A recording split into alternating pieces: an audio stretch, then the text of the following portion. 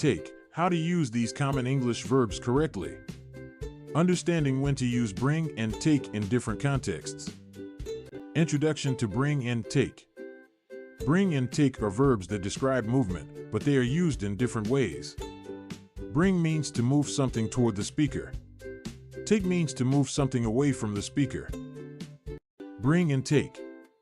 Bring, moving from a distant place to here, toward the speaker. Take, moving from here, the speaker's location, to somewhere else.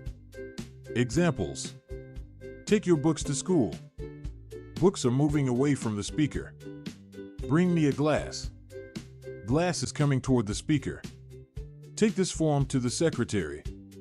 Form moves away from the speaker. Practical tip. Bring equals movement toward the speaker. Take equals movement away from the speaker. Bring somebody something. Bring is used when delivering something to someone. Examples. I've brought you apples.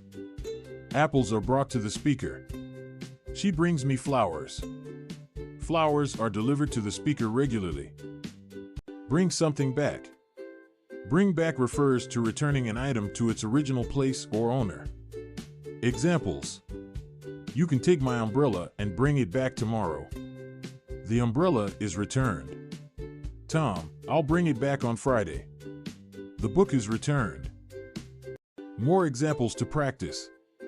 Bring me my jacket from the other room. Take this letter to the post office. Bring a snack for the meeting. Take your keys when you leave the house. Common expressions using bring and take. Take a chance. Attempt something risky. Bring joy or happiness. Cause happiness. Take responsibility. Accept accountability.